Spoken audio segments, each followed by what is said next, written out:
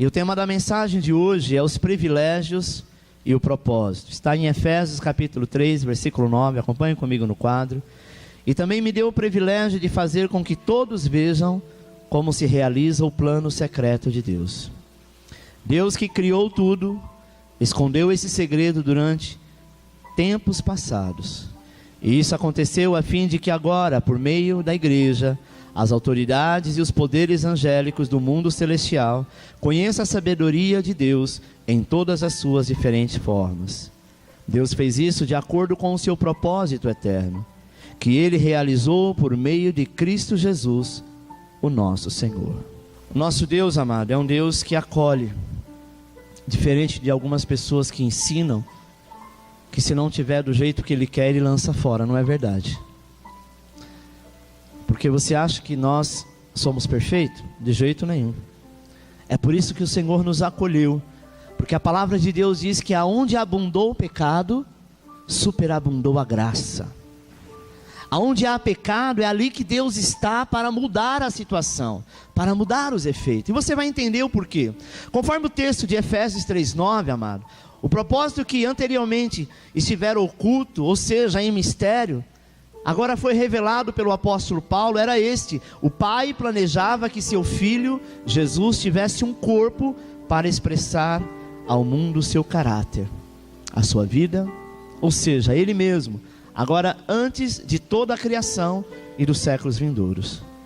O homem caiu, pecou, e a Bíblia diz que Deus amou o mundo de tal maneira que enviou o teu único Filho, para que perecesse naquela cruz, para que morresse, para que ao terceiro dia ressuscitasse, levasse com Ele todo o pecado que estava lançado sobre a minha vida e sobre a sua. Ele nos amou, amado. Sendo assim, Ele criou um propósito eterno de Deus, ou seja, de ter um grupo de pessoas à sua imagem e semelhança. Há muitas pessoas hoje que estão olhando para o modismo, né? Estamos se angustiando por algumas coisas que têm acontecido. Eu estou gordo demais, eu estou magro demais, eu sou alto demais, eu sou baixo demais. Eu sempre digo que eu tenho uma estatura perfeita. Por quê? Porque é essa mesmo, não tem outra. Não é verdade, irmãos? E hoje a moda, ela quer impor, sabe? A sociedade quer impor que tipo de corpo que você tem que ter, que tipo de comida você tem que comer, que tipo de situação que você deve viver, quando na verdade o Senhor nos diz que nós somos livres, sabe? Pastor Wilson disse que Deus teve um sonho, um grande sonho, uma grande família na terra. Deus deseja, meu irmão, que esse homem, que é eu e você, se encha dele mesmo. Você sabe qual o propósito que Cristo deixou a sua glória, se fez homem, morreu, foi humilhado? O único propósito foi para que Ele pudesse pagar todo o preço do nosso pecado, para que hoje você possa viver em paz com Deus. Sabe, uma das maiores coisas que o diabo tem feito na vida de muitas pessoas, independente de ser cristão ou não, a função do diabo no grego quer dizer acusador. A função do diabo é acusá-lo. Uma coisa que nem Deus consegue vencer é quando o homem coloca algo na cabeça e ele começa então a se sentir acusado por algo que ele fez ou deixou de fazer. Ele pode ser uma pessoa amada por Deus, tão somente muito amado pelo Senhor, mas se ele começa a sentir que ele não é amado, que ele é um pecador, que ele é um desgraçado, que quando ele fala que não vai cometer aquele mal, daqui a pouco ele está cometendo, ele começa então a se afundar. Mas deixa eu te dizer uma coisa, Jesus deixou a sua glória para morar dentro de você. Muitas pessoas imaginam que igreja é essas paredes. Igreja não é isso aqui não. O dia que a gente sair daqui, isso aqui pode virar um boteco, uma padaria, uma boate. Porque não é igreja, igreja é eu e você.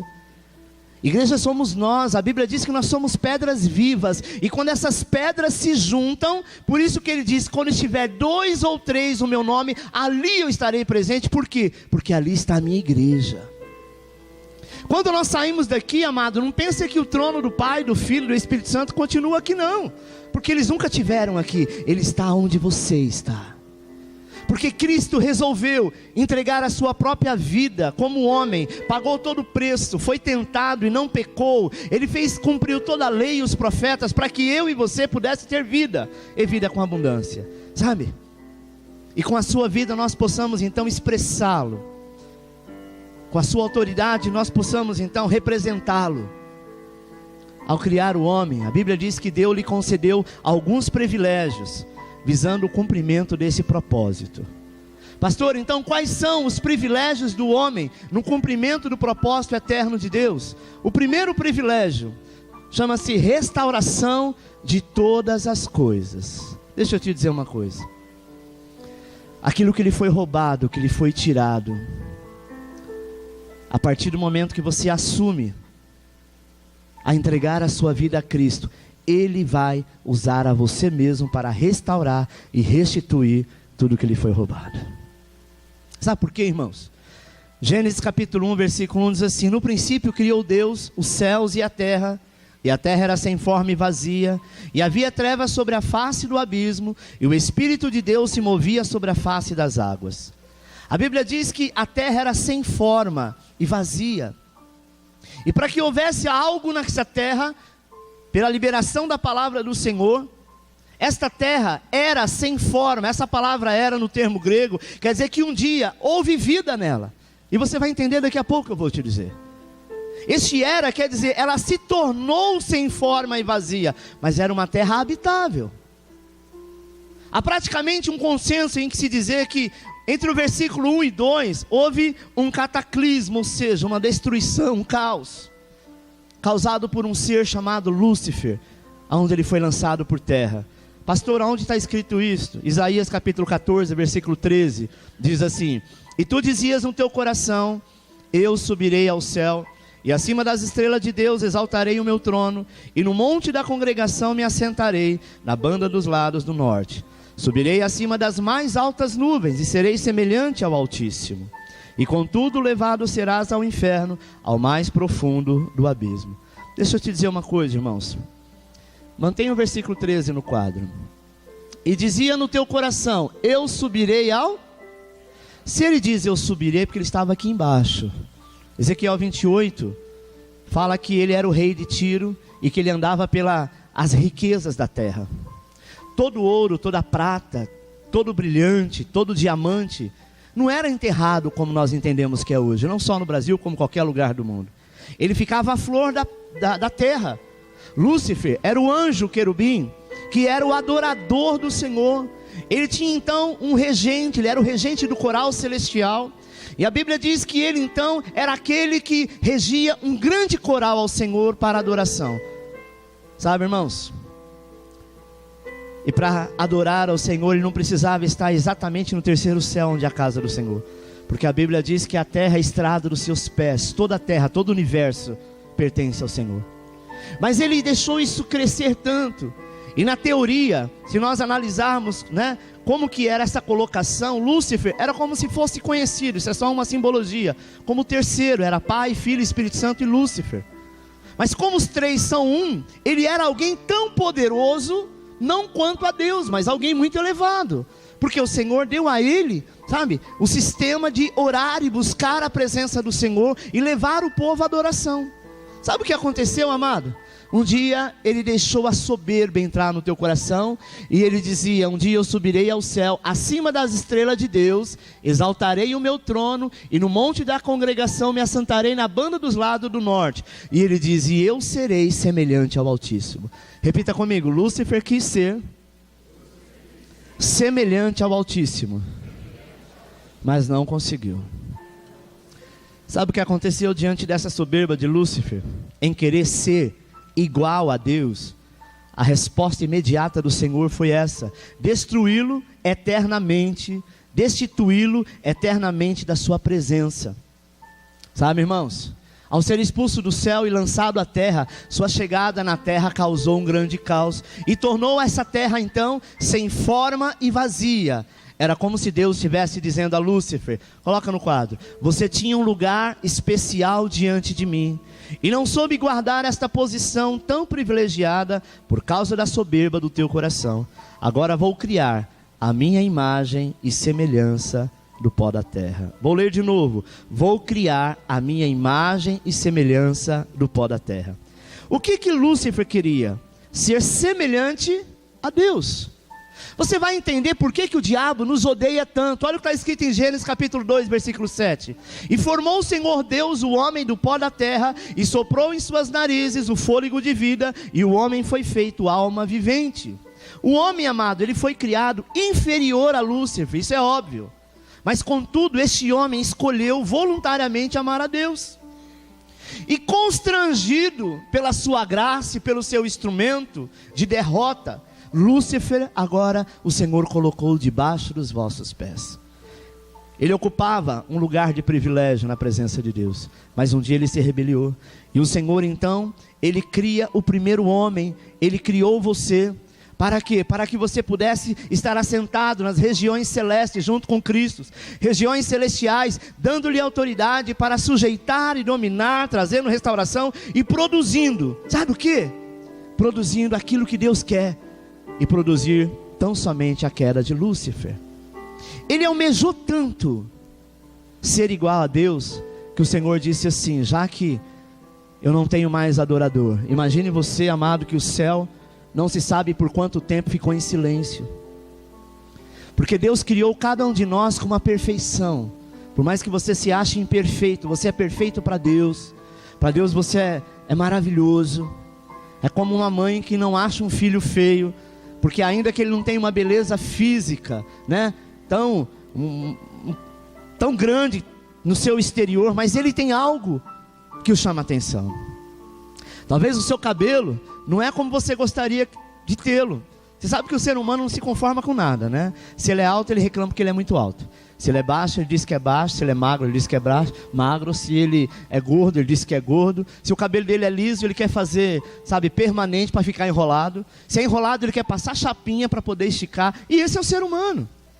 O ser humano, ele sempre olha para outro achando que o outro é melhor, quando na verdade a palavra de Deus nos ensina que Deus te criou em perfeição. Repita comigo: Deus me criou em perfeição. Sabe por quê? Porque Ele colocou o Espírito dEle, a presença de Jesus Cristo na sua vida. Segundo privilégio, comunhão com o Criador. Efésios 1:5 diz assim: e nos predestinou para filhos de adoção por Jesus Cristo, para si mesmo segundo o beneplácito da sua vontade. Romanos 8:15. Porque não recebeste o espírito de escravidão, para outra vez estardes em temor, mas recebeste o espírito de adoção de filho, pelo qual clamamos Abba Pai. Versículo 15 diz: porque não recebeste o espírito de... Ou seja, você não é mais escravo, você se tornou livre. Por quê? Porque o Espírito Santo, o dia que você aceitou o Senhor Jesus, Ele resolveu morar dentro de você. Às vezes as pessoas não conseguem entender, amado, por que Deus faz algumas coisas. Nós é que somos limitados, nós é que achamos que, imagina, quem sou eu para o Senhor habitar em mim? Realmente quem somos nós? Mas a própria palavra de Deus diz, o próprio Cristo diz, que Ele se humilhou se fazendo homem, sabe? Para morrer na cruz do Calvário, para entregar a sua vida para um pecado que era seu. E mais, Romano diz o seguinte, que Ele então nos desse um espírito de adoção, pelo qual chamamos Abba Pai. Abba Pai quer dizer papai querido, papaizinho. Só chama alguém de papaizinho, papai querido, quem realmente é filho. Você não consegue chamar o teu vizinho, por mais que ele seja muito carinhoso com você, de papai querido, ou de papaizinho. Não é verdade, amado? Versículo 16 diz: o mesmo Espírito testifica com o nosso Espírito que somos filhos de Deus.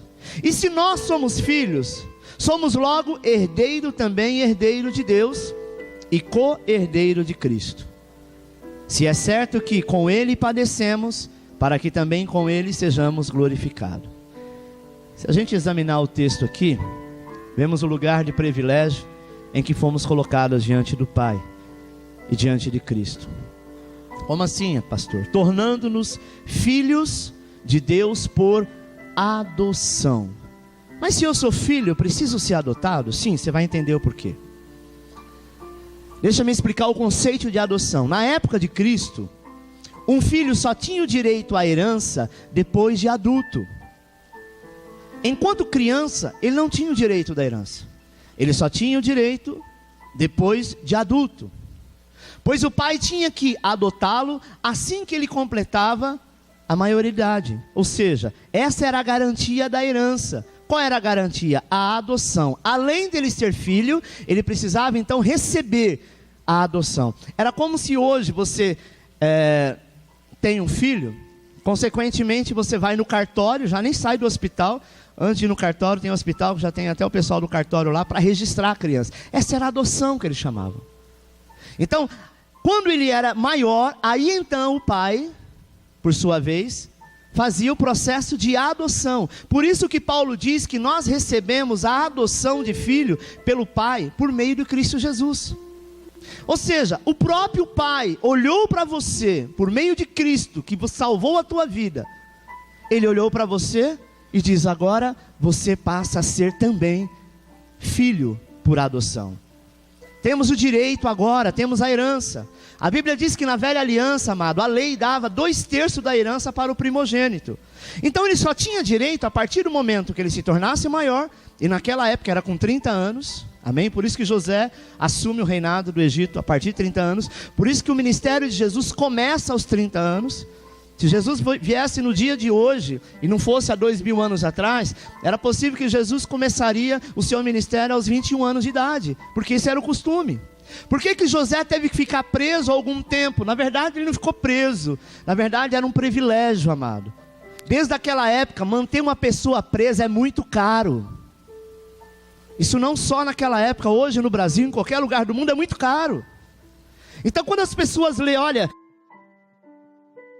José foi preso, as pessoas imaginam o que nós temos de vista em realidade do que nós temos visto hoje, né? Naquela cela suja, imunda, 30 pessoas no lugar que cabe 5, não era isso.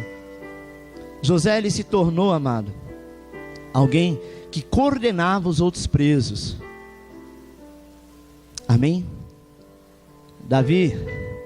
Daniel, na Babilônia, ele era um preso que o cozinheiro do rei disse assim: o que você quer comer? Ele diz: eu quero fazer 21 dias de jejum, eu só vou comer legumes, cereais e fruta. Pode um preso escolher isso? Então quando Deus permitiu que José ficasse preso por um tempo, é porque José precisava assumir o tempo de ser de maior, a maioridade, para ele então assumir aquilo que Deus tinha prometido. Deixa eu te dizer uma coisa: a herança do Senhor na tua vida, se ela não se cumpriu ainda, e aquilo que você tem pedido, se não aconteceu ainda, Deus está forjando o teu caráter, Deus está mudando a sua história. A prisão de José não foi castigo, a prisão de José foi um livramento, porque ele estava trabalhando, e ele fazia com excelência, e a mulher do seu patrão, sabe, de Potifar, estava encantada por ele. Aonde ele colocava a mão, prosperava. O que Deus faz? Permite que ele vai ser preso. Lá pelo menos ninguém ia tocá-lo, não ia fazer ele pecar.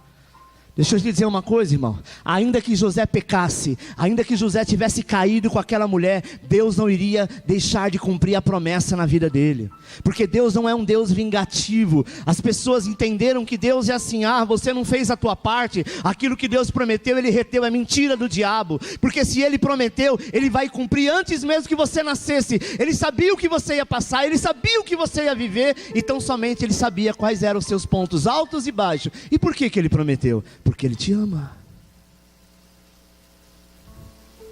Será que Deus em algum momento não viu que em algum momento da minha vida, do meu ministério, 21 anos que eu tenho só de pastor,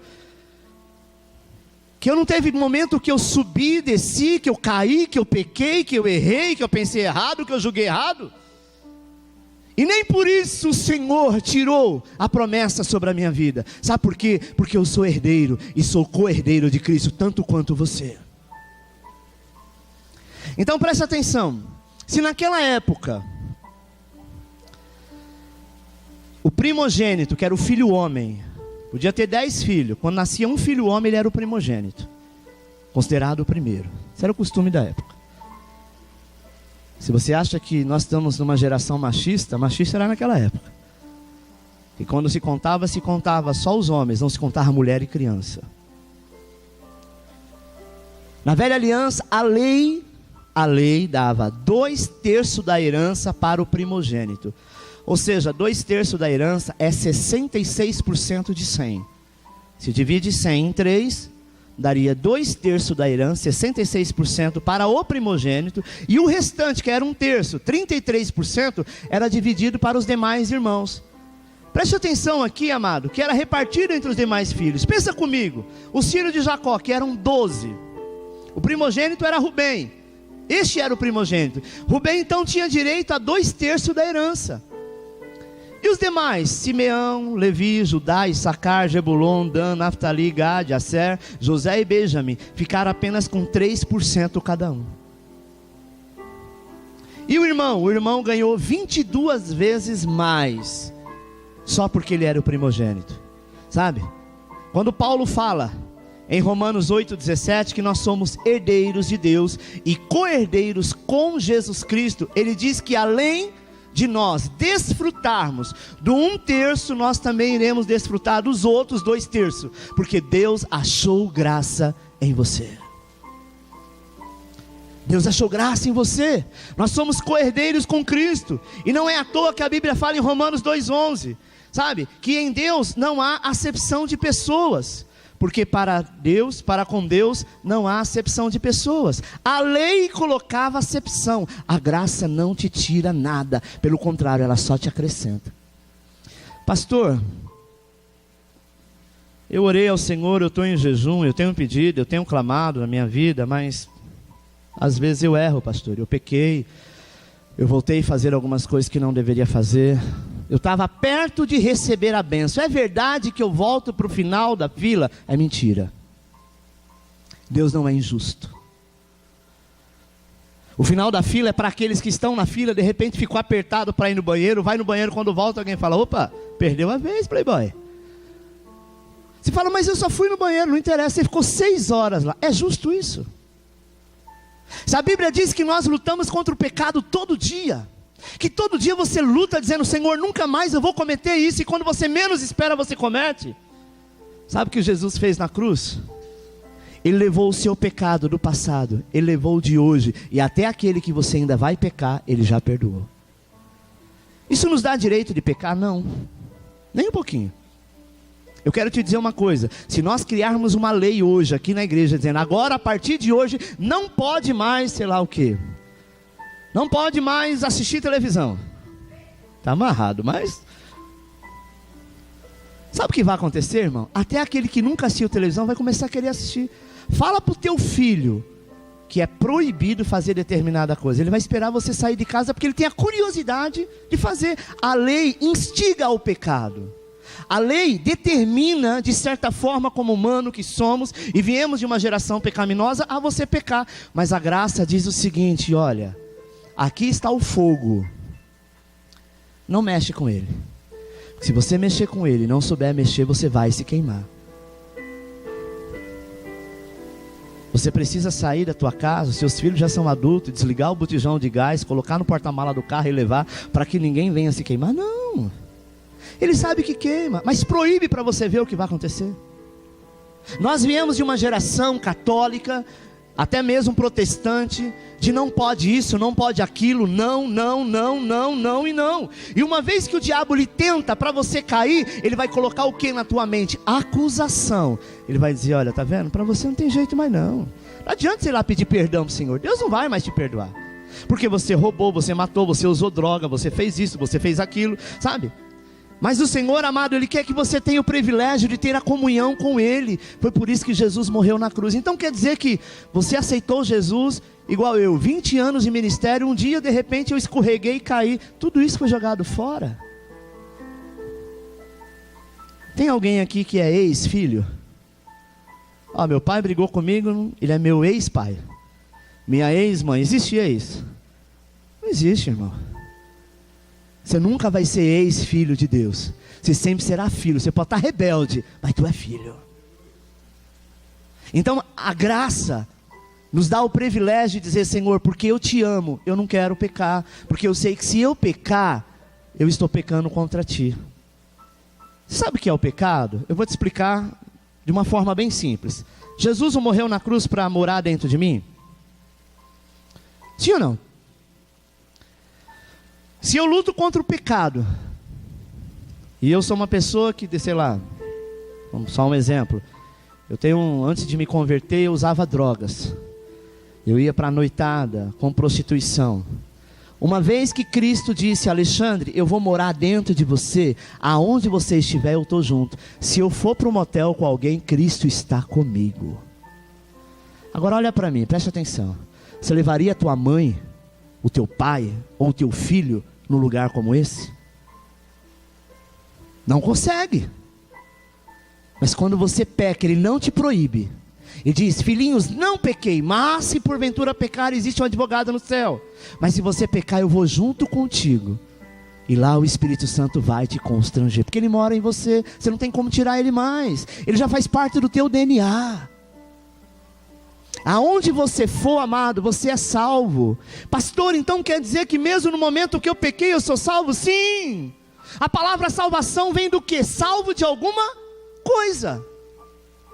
Do que você foi salvo? Do inferno. Ele disse assim: eu vou pagar o preço, você não vai mais ir para o inferno. E ainda que o diabo tenta te levar para o inferno, se você está ligado no Senhor, ele não consegue, porque ele não consegue mais te tocar. A Bíblia diz que o diabo não pode tocar no justo de Deus. Aleluia. Meu irmão, olha que privilégio. Comunhão com o Criador. Às vezes nós queremos ter comunhão com tanta gente, porque é rico, porque é famoso, porque é jogador de futebol, porque é artista de novela. O Senhor tem comunhão contigo. E toda vez que você sair com o teu carro, sair da tua casa, até mesmo dentro da tua casa, e você falar com Ele, está pronto para te ouvir. A linha de Deus nunca vai estar ocupada e nunca vai estar offline. Nós somos alguém que Ele escolheu morar dentro de você. Amém? Vocês estão me entendendo? Terceiro privilégio: expressar o caráter de Cristo. Já estou crucificado com Cristo, agora não vivo mais eu, mas Cristo vive. Algumas pessoas imaginam que isso aqui é de uma forma figurada. Não, não é não. Ele literalmente vive em você. O teu espírito agora, que é o ser vivente, a tua alma vivente, ele entrou, fez morada, e aquilo que antes você fazia de errado, você não consegue fazer mais. Tem gente que diz assim: engraçado, esse povo vira crente e diz que acha que é santo e vai para o céu. Literalmente, o céu é o lugar que nos espera, porque Ele entrou em mim. Para quem não me conhece, amado, eu fui pai de santo do candomblé no passado. O espírito que me possuía, ele trazia com ele todas as suas maldições. Então eu fumava, eu bebia, eu fazia tudo que podia imaginar, e era uma pessoa totalmente infeliz, porque aquele espírito era do diabo. E quando eu falava, eu dizia assim: fulano de tal, que não convém, não é lícito nem que eu fale do nome dele, é meu santo de cabeça.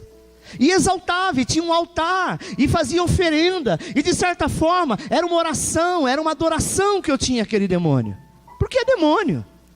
Fora do Espírito Santo, o único Espírito que existe é o Espírito de vida, que é você. E Satanás, não existe outro. O resto é tudo matéria. Sabe, irmão? Então por que eu posso dizer que no passado o Espírito das trevas me possuía, e por que eu não acredito que Cristo veio morar em mim? Porque Ele me ama. Não importa quem você serviu, não importa o que você fez, mas Ele olhou para você e disse: tu és meu filho amado. O homem tem um privilégio, amado, de expressar a imagem de Deus, conforme está escrito em Gênesis 1:26. Olha o que está escrito em Gênesis 1:26. Façamos o homem a nossa... Engraçado, deixa aí.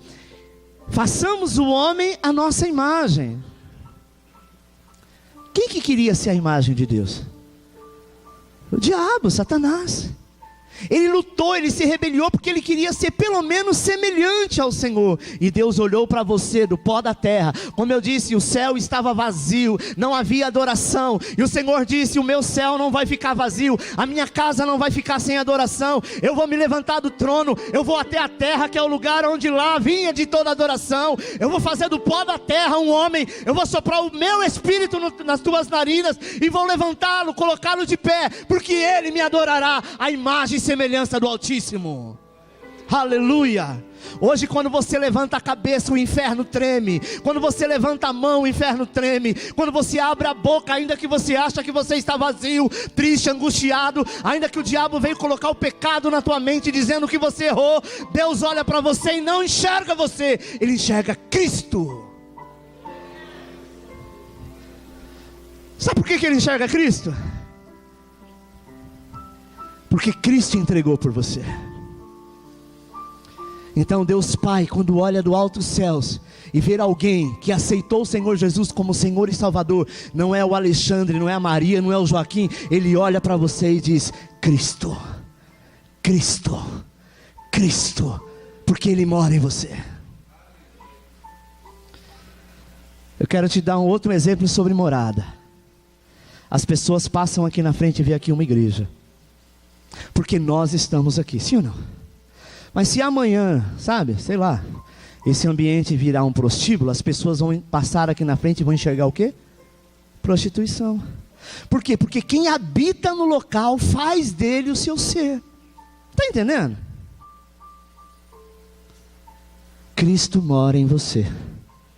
Então quando o pecado ou o diabo diz: ah, tá vendo? Você disse que não caía mais, você errou, você pensou, você defraudou, sabe? Você fez algo errado. Mas o Senhor diz, amado, que o caráter de Cristo agora está em você. Nós estamos num tempo de aperfeiçoamento. Um tempo em que você hoje diz que não vai pecar e daqui a pouco você peca. Talvez você já foi livre desse pecado, mas vai vir outros, porque nós estamos num mundo de pecado, lutando todo dia contra o mal. O Senhor diz: não se canse, e mesmo que você não conseguir, fique em paz, eu sou contigo, eu jamais te lançarei fora, eu jamais vou dizer que você não é salvo, porque Ele pagou o preço. Deus não volta atrás. Tem pessoas e tem igrejas, infelizmente, que pregam a salvação como um ticket. Olha, você aceitou Jesus, toma aqui o ticket da salvação. Aí você pecou, perdeu o ticket, volta para o inferno. Escuta, durante uma vida inteira você vai e volta para o inferno? Tem crente, quando você fala assim: escuta, quem tem certeza da salvação, levanta a mão, ele fica com medo. Por quê? Porque o acusador, o diabo, que tem tão somente o chamado para acusar, para te colocar para baixo, porque ele não pode te tocar, mas ele pode te acusar.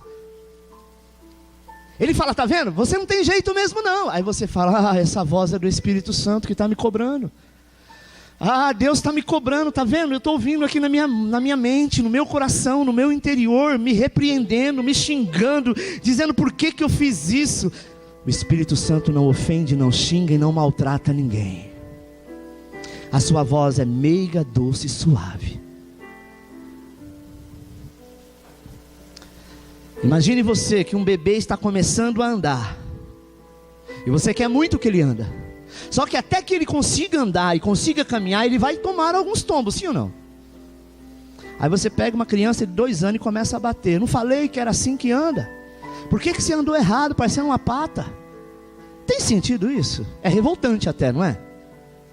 É a mesma coisa você olhar para você mesmo que está caminhando nos caminhos do Senhor, e quando você vacilou e caiu, achar que Deus vai ser severo contigo. Cristo é amor,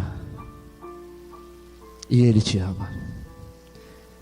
Imagem e semelhança. A imagem aponta para caráter. A manifestação do caráter de Deus é a medida que nós somos medidos, ou seja, aperfeiçoado a nossa alma, isto é, transformado de glória em glória, segundo a imagem de Cristo, irmãos. O caráter de Cristo é o fruto do Espírito Santo em vós. Quando nós começamos a andar com o Senhor e aceitamos Jesus, os lugares que antes você ia, que era prazeroso, ninguém precisa dizer para você não ir mais. Se você criar: olha, você aceitou Jesus, vem aqui amanhã que nós vamos te dar uma regra do não pode. Não pode usar isso, não pode fazer aquilo, não pode comer isso, não pode pensar nisso ou naquilo. Ninguém vai fazer isso, quem faz isso é o Espírito Santo. Ele vai dizer não pode? Não, ele simplesmente, aquilo que não é do agrado dele, ele tira essa vontade de você. Aí antes você gostava de ir lá pro funk, você vai até ir, sabe por quê? Porque você está acostumado com isso. Ah, eu não sei se eu vou, se eu não vou. Quando você chegar lá, você se sente mais perdido do que cego no cinema. Porque o ambiente que antes era favorável não é mais. Foi alguém que disse para você não ir? Não. Foi o Senhor que disse: meu filho, você até pode ficar aqui, porque você pode ficar em qualquer lugar, Mas esse lugar não é para você. Você é filho do rei, não se rebaixa a este nível. E nós simplesmente saímos de lá. Chamaram o pastor Billy Graham, nas 2 últimas eleições dos Estados Unidos, para ser pastor para ser presidente dos Estados Unidos. Pastor Billy Graham é um pastor muito bem conceituado de todos os americanos, principalmente a maioria do governo americano, os presidentes, se consulta com ele, pede oração por ele. E aí o jornal, o New York Times, perguntou para ele por que ele recusou ser presidente dos Estados Unidos, que era o que qualquer pessoa gostaria de ser. E ele diz: eu não vou me rebaixar a tal ponto. Sabe o que é isso? Talvez você fale, rebaixar? Amado, ele serve ao Rei dos Reis e Senhor dos Senhores. Para ele se tornar presidente dos Estados Unidos, ele vai ter que ter uma cúpula. Ou você acha que o presidente resolve tudo sozinho? Ou você acha que ele é que manda, é do jeito dele, mas nem a rainha Elizabeth é assim. Existe uma cúpula. E ele diz: eu não vou descer a este nível, porque eu sirvo o Senhor e as coisas de Deus se ensinam não. E eu não vou estar bem em algum lugar, mas politicamente correto eu tenho que estar. Eu não quero, eu continuo servindo ao Senhor, porque foi para Ele que eu fui chamado para servir. Isso é um privilégio, sabe? Portanto, nós devemos expressar o que de Deus? O caráter. E quanto mais fruto do Espírito for gerado em nós, mais nos parecemos com Cristo. Para isso, amado, nós precisamos andar em espírito. Oh, aleluia. A cada dia, servir a Deus não é fardo. Servir a Deus não é cansaço. É cansaço porque tem muita gente que está na igreja hoje servindo a lei. A lei trazia peso. A lei ninguém conseguiu cumprir. E tem pessoas que acham que para conseguir alguma coisa, você tem que fazer alguma coisa em troca. Para isso, a semana passada, tem gente que achou esse versículo na Bíblia e eu nunca achei. Faça a tua parte que eu te ajudarei. Não existe isso na Bíblia. E se existisse, estaria na lei. Porque o Senhor vai te abençoar, independente se você fazer a tua parte ou não. Sabe por quê? Porque Ele ama abençoar. Porque Ele ama estar contigo. Porque Ele te escolheu para ser morada eterna. Por isso. Agora nós achamos assim: não, eu vou fazer, porque depois que eu fizer, Deus me abençoa. É claro que você tem que orar, é claro que você tem que jejuar, mas não ache que isso vai liberar o favor de Deus, porque nada que nós venhamos fazer libera o favor de Deus, nada. Pastor, o João orou 12 horas, eu não tive tempo, orei 10 minutos, será que Deus vai abençoar mais ele porque orou 12 horas e eu 10 minutos? Não. Porque não é a oração que faz, é Ele. E Ele faz por amor, não é por obrigação. Porque se eu fizer, amado, algo, eu não estou tendo de graça, eu estou comprando. Sim ou não? Senhor, eu sou santo agora eu não pequei, hoje eu não fiz nada. Eu até passei na rua, vi um cego andando, eu segurei no braço dele e fiz a minha boa ação de hoje. Tem gente que fala assim? E ele volta para casa orgulhoso, de peito erguido, dizendo: hoje se o diabo chegar aqui na minha frente, eu estou com tanta unção, com tanta autoridade, que eu vou levantar a mão e ele vai cair, coitado. Sabe por quê? Porque não é isso que lhe dá autoridade. Não é isso que lhe dá governo. Te dá governo e autoridade porque Ele resolveu morar em você, habitar em você. Quarto privilégio, multiplicação. Romanos 8:29 diz: porque o que dantes conheceu, também o predestinou para serem conforme a imagem de seu Filho, a fim de que ele seja o primogênito entre muitos irmãos. Ou seja, amado, aqui quando Paulo fala que Jesus é o primogênito entre muitos irmãos, então ele tem direito de toda a herança, mas ele também diz que nós somos co-herdeiro com Cristo, é a mesma herança que ele tem e nós temos. Jesus disse assim: vocês farão obras maiores do que as minhas. Ele nunca disse assim: faça o que eu mando. Não, como que é? Faça o que eu mando e não faça o que eu faço. Pelo contrário, ele diz: faça o que eu faço. Seguem o meu comando e vocês serão maiores. Normalmente um mestre, ele nunca vai ensinar tudo. Por quê? Porque Ele quer sempre ter uma carta na manga. Cristo nos ensinou tudo, a cada dia, através do Teu Espírito Santo, revela a nós quem somos, quem devemos ser, porque o prazer dele é que você multiplica. Multiplicar o quê, pastor? O que tem a ver o privilégio da multiplicação? É simples, amado. Deus quer que você multiplique o caráter de Cristo que está em você, em outras pessoas. Exatamente como você é, outros serão. Por quê? Porque a palavra diz que nós fomos predestinados para ser conforme a imagem de Cristo. Esquece aquela imagem do passado. Esquece aquilo que no passado você fazia. Pastor, como que eu devo fazer para ser um bom cristão? Simples. Você deve perguntar toda vez que tiver que tomar alguma decisão: Cristo no meu lugar faria o quê? Pronto, você já tem a resposta. Amém? Com consequência disso, amado, nós passamos a nos tornar frutíferos, gerando filhos espirituais para Deus, segundo a espécie, segundo a origem, que isso já foi dito. Nós lemos Gênesis 1:28, que diz assim: frutificai, multiplicai-vos e enchei a terra. Deixa eu te dizer uma coisa. Aquilo que você fizer na tua casa, como pai, como mãe, os teus filhos vão repetir isso. E tem a tendência de fazer numa proporção bem maior. Nós temos filhos espirituais. Quais são os filhos espirituais? Aqueles que andam junto contigo e você então faz ele caminhar para algum sentido. Ou para bom ou para mal. Aquilo que você tem por opinião, o teu filho também vai ter. Ele pode não concordar com algumas coisas que você faz, que você pensa, que você tem como ideologia, mas na maioria das coisas ele vai fazer.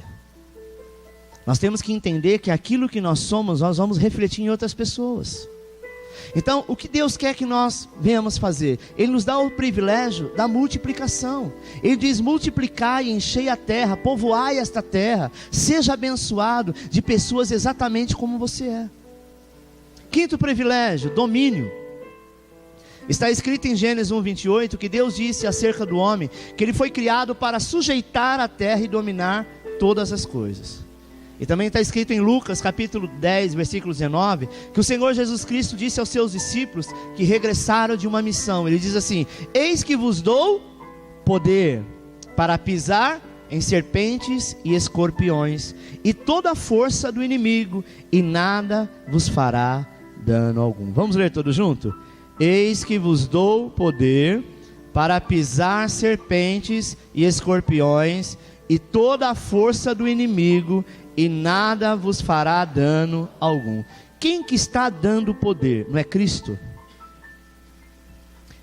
Ele diz assim: eis que vos dou poder somente àquele que me obedece. É isso? Eis que vos dou poder àquele que peca só de vez em quando, uma vez por ano. É isso? Ele diz: eis que vos dou poder para pisar em serpentes. Essa figura aqui é de um gavião, uma águia, alguma coisa do tipo. Eu acho que é gavião. Todo animal, ele tem medo de cobra. Até o leão. Sabia disso? Mas a ave, que é o gavião, e principalmente a águia, ela não tem. Pelo contrário, ela se alimenta da cobra. E quanto maior a cobra, maior é o desafio. Isaías diz que nós, como filhos de Deus, somos comparados com as águias, que voam em lugares muito altos, que têm uma vida de gozo, e olha do alto céus e escolhe aquilo que vai comer. Uma águia enxerga, pelo menos o mínimo, 3 quilômetros de distância de altura, um camundongo. E quando ela parte para atacar, não tem nem mesmo um camundongo que é rápido, um rato que é rápido, consegue se livrar desta ave de rapina. Sabe por quê? Porque ela tem uma ordem de comando. O Senhor te diz: você é uma águia e está vivendo como galinha. Quantas águias, irmão, estão num galinheiro? Qual a diferença da águia e da galinha? É muito simples. A galinha só olha para baixo e fica ciscando as migalhas que ela pode ter. E quando alguém pega uma minhoquinha, você já viu como que é uma briga danada? Um corre e toma da boca da outra, a outra corre e toma da boca da outra, e vira um trem. A águia, ela faz um voo só. e ela percebe o que ela vai comer. O Senhor diz: quando você tem essa influência do Espírito Santo para te levar a lugares altos, você verdadeiramente vai escolher o que vai comer. E diz Isaías que comerás o melhor da terra. Sabe, meu irmão, eis que vos dou o poder para pisar em serpentes, em escorpião. E aí ele diz mais: e toda a força do inimigo. Que inimigo é esse? É o diabo. Nada vos fará dano algum. Por quê? Porque ele te dá este poder, esta autoridade no nome de Jesus Cristo. Não precisamos temer a nada. Por quê? Porque o Senhor quer que você exerça domínio para curar os enfermos, para expulsar os demônios, para libertar os oprimidos, restaurando restaurando a obra de Deus, restaurando família, casamento, tudo, quebrantando os corações e anunciando a volta de Jesus. Deixa eu te dizer que Jesus está às portas. Quando olharam para Cristo, viram Ele morto, e Ele não morreu de uma forma natural, porque a Bíblia diz que os soldados romanos foram até Ele para quebrar as suas costelas, as suas pernas. Mas Isaías escreveu que nenhum dos seus ossos seria quebrado. Quando ele termina de fazer o que ele tinha que fazer na cruz, ele diz: Pai, eu entrego o meu espírito. E ali ele morre. Por quê? Porque ele entregou o espírito, porque aí então no mundo espiritual ele estaria vivendo e cumprindo o que ele foi programado para cumprir. Você achou que Jesus ficou 3 dias morto para depois ele ressuscitar? Que foi só isso? Não. Quando Maria foi até o túmulo de Jesus, soube que o túmulo estava aberto. João também foi junto, e Pedro também. Quando ela vai, ela fica até a porta, porque ela não teve coragem de entrar. E de lá ela viu o lençol no chão. João entrou, amado, e viu o lençol no chão, pegou daquele lençol e viu que Jesus estava lá. Mas Pedro, ele foi à frente de João, e ele percebeu que havia um lenço. O lenço que estava no rosto de Cristo, ele não estava amassado, ele estava dobrado. Deixa eu te dizer o que isso significa. Ele poderia estar assim, ó.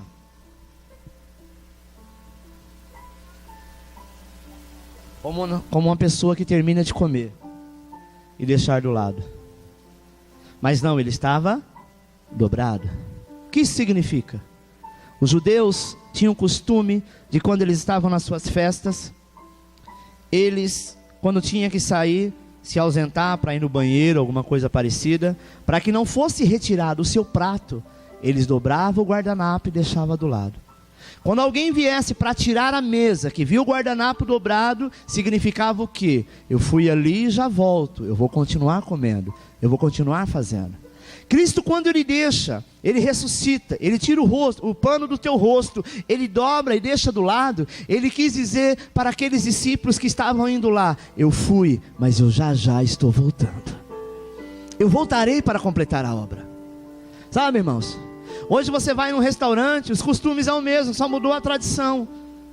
Se você está no restaurante à mesa e você cruzar os talheres, ou colocar os dois assim de lado, o garçom, quando ele chegar, ele vai saber que ele pode tirar. Eu falo isso porque eu trabalhei muitos anos de garçom, então eu sei o que eu estou dizendo. Se você deixa os pratos, os garfos, separado, não cruzado e nem de lado no meio do prato, então quer dizer que você continua comendo.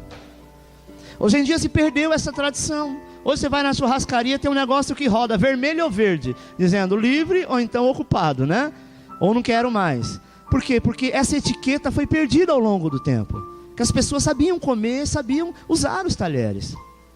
Esse era um costume da época, que era com o lenço. Eles não tinham talheres, eles comiam com a mão.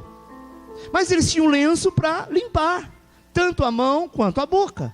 Mas se tivesse dobrado, queria dizer: não retira nada, deixa do jeito que está, porque eu vou voltar.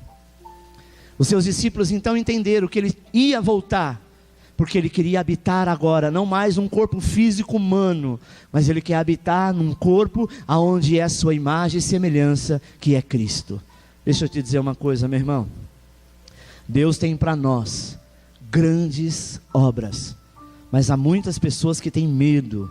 O motivo do ódio de Satanás com o homem é porque Deus deu de graça, sabe, ao homem, aquilo que o diabo tentou conquistar por meio da rebeldia, que é ser semelhante ao Altíssimo. Por isso é que ele quer, sabe, que o homem não consiga, que o homem não usufrua e desfrute desses 5 privilégios. Quais são os 5 privilégios? Repita comigo: restauração de todas as coisas, comunhão, expressão do seu caráter, multiplicação e domínio. O diabo não quer que você usufrua disso, mas o Senhor conquistou isso para você. E quando nós usufruímos da restauração de todas as coisas, é o que? É não mais aceitar aquele toque.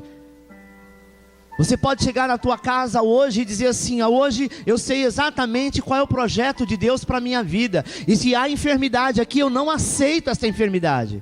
Em nome de Jesus, eu vou orar agora e este mal vai ter que cair por terra. Porque a obra que o Senhor tem na tua vida, o privilégio, um deles é restauração de todas as coisas. Pastor Aloysio ensina, amado, e é uma verdade, que nós às vezes temos o tradicionalismo, sabe? De chegar na igreja, tomar ceia uma vez por mês e achar que está tudo certo. A ceia, ela tem um poder de transformação muito grande. Porque quando você participa do cálice e do pão, você está dizendo e confirmando, e a cada dia lembrando, e aquilo que é bom nós temos que lembrar todo dia, toda hora, o tempo inteiro. E devemos anunciar aquilo que é bom. Sabe, você está dizendo com aquele cálice que você foi perdoado do teu pecado e que o Senhor morreu naquela cruz para que você tivesse vida. E quando você come do pão, você está dizendo que Cristo levou sobre si toda enfermidade, toda dor. E ao comer do pão, você está comendo da carne dele. Por quê? Porque ele disse: o meu corpo, eu sou o pão da vida, e quem come da minha carne está comendo vida. E hoje o que nós temos mais visto, e as pessoas até têm medo de comer: eu não vou comer isso aqui porque tem gordura. Eu não vou comer isso aqui porque é industrializado, eu sei que não é bom. Eu não vou tomar isso aqui, fico com vontade, não vou fazer porque eu vou engordar. Meu irmão, nós temos que cuidar da nossa saúde, mas tem pessoas que não fazem nada do que politicamente não é correto e continua com câncer e continua com tanto tipo de enfermidade.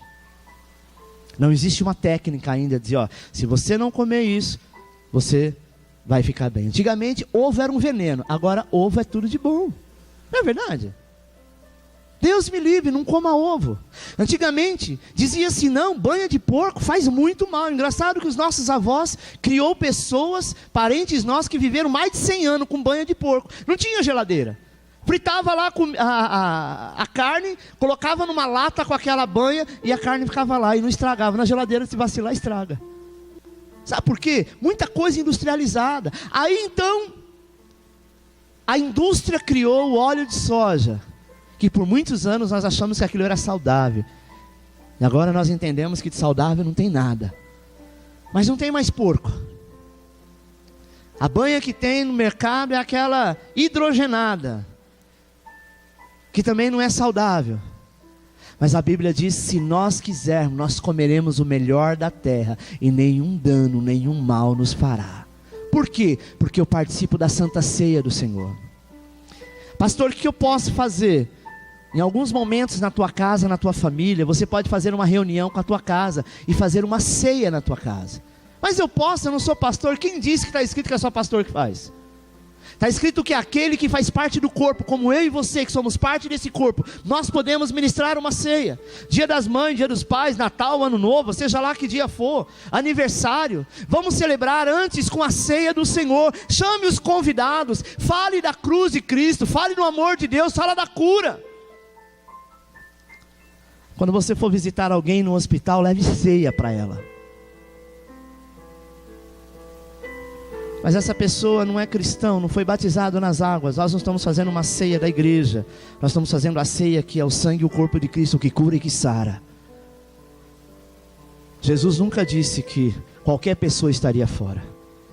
Isso é um tradicionalismo da igreja. Amém? Por quê? Porque Ele deseja que o primeiro privilégio que nós tenhamos é restauração de todas as coisas. Como é que você vai restaurar alguma coisa se você não colocar a mão na massa? Sim ou não? Deus, restaura meu casamento. Quando Deus começa a fazer, fala assim: não, Deus, espera aí. Falei para o Senhor restaurar, o Senhor deixou meu marido doente, deixou meu filho doente. Falou para restaurar o caráter do meu filho, ele ficou desempregado. Sabe o que acontece, irmão? Às vezes nós queremos colocar limite no Senhor. Confia. Se a sua mãe falar assim: olha, eu vou criar uma receita nova hoje, a comida dela é uma delícia, ainda que ela erre, ainda vai ficar bom. Não é verdade? Por que eu vou ter medo? Deixa Deus fazer. A segunda coisa, comunhão. O Senhor quer que nós tenhamos comunhão com eles. Sabe, irmãos? Jesus disse assim: aquele que não come do meu pão, do meu corpo que é o pão, não bebe do meu sangue que é o suco de uva, não tem parte comigo. Tem gente que errou, pecou, antes da ceia chegou na igreja brigado com a mulher e fala: não vou tomar Santa Ceia porque eu não estou bem. Ô meu irmão, você vai continuar mal então. Chega no médico e diz: eu estou com dor, e porque eu estou com dor eu não vou tomar injeção. Vai continuar doendo. Não é verdade? Eu não sou digno, eu acho que eu não estou pronto. Amado, Ele diz: eu desejei morar dentro de você. Expressão do seu caráter. Aquilo que você sabe que está em você que não agrada a Deus, deixa fora. Multiplicação e domínio. Multiplica, porque quanto maior você for na tua casa, a graça de Deus na tua casa, o domínio que o Senhor terá sobre a tua vida, sobre aquilo que você colocar as mãos, será maravilhoso. Meu amado, não se permita ser roubado do privilégio de cumprir o propósito eterno de Deus. Olhe para a pessoa que está do seu lado e diz assim: seja um agente de restauração. Tenha comunhão com o Pai. Sinta-se um filho amado, tanto quanto Cristo é. Expresse o seu caráter. Multiplique-se. Gere filhos espirituais. E exerça o domínio em nome de Jesus. Amém? Para dizer que não consegue, que não dá, que você não tem jeito, que você não tem chamado. Você tem um chamado para ser filho, e como filho você vai fazer o que você realmente foi chamado para fazer. Eu fui chamado para ser filho, então deixa eu ser filho. Eu quero que você, ao orar ao Senhor, você vai dizer assim: Deus, eu sou amado, sou filho, sou privilegiado. Às vezes você olha para alguém que está muito bem, vamos dizer financeiramente, aí a pessoa chega na tua casa muito bem vestido e fala do seu emprego com tanto entusiasmo, aí você fala: nossa, que mordomia, não é? Sabe de onde vem a palavra mordomia? Mordomia vem do termo mordomo, que nós achamos que mordomo é um empregado. Não deixa de ser. Mas nos tempos antigos o mordomo, ele era como um filho da casa. Ele era aquele que comandava todos os outros empregados, e ele tinha os mesmos direitos de um filho. Tinha as mesmas regalias, talvez até mais. Por isso o nome mordomia. E a Bíblia diz que nós somos mordomos de Deus. Agora, eu nunca vi mordomo passar por escassez e por miséria.